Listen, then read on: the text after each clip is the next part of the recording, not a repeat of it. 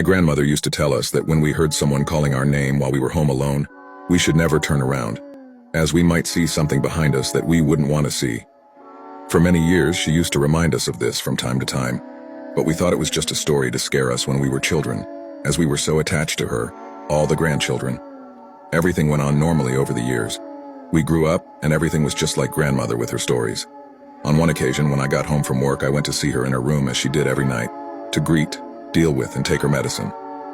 While she did so, she used to sit me next to her to talk and watch TV. The conversation continued as usual.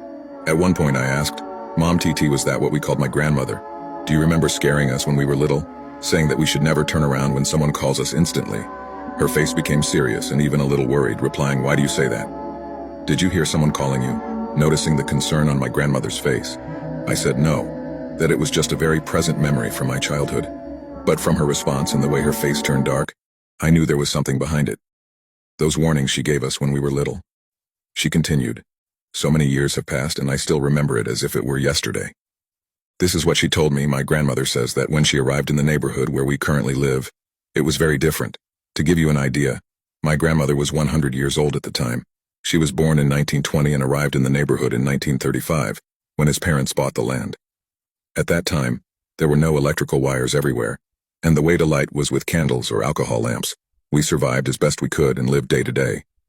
At that time, the house we lived in was still a farm, the largest in the neighborhood, and even Grandma had 3 siblings, Ernesto, aged 12, Elma, aged 8, and Elva, aged 5, with her Esther being the oldest, 15 years old. One day, my grandmother's parents needed to travel to do business away from the farm, so my grandmother, being the oldest, was in charge. "We'll be back tomorrow afternoon. Remember to take care of your brothers and don't go out to the farm at night. Everyone must stay at home." The rest of the day went by normally. All chores were done as expected, and when the sun went down, my grandmother took her siblings indoors, prepared dinner, and then went to bed. Everyone slept in the same room on 2 beds lit only by a few small candles. Slowly they began to sleep without imagining what was about to happen that night. My grandmother doesn't remember the exact time, but she remembers being completely in the dark as the candles had burned out. She got up from the bed to light other candles, and as she did so, a very watery female voice, coming from the corridor, he called her name, "Stir, come." Scared, my grandmother remained silent while in her mind she thought, have Mom and Dad returned yet? But she knew it was impossible, and she clung to the slightest hope of finding an explanation for that voice calling her from the hallway. Stir was heard again,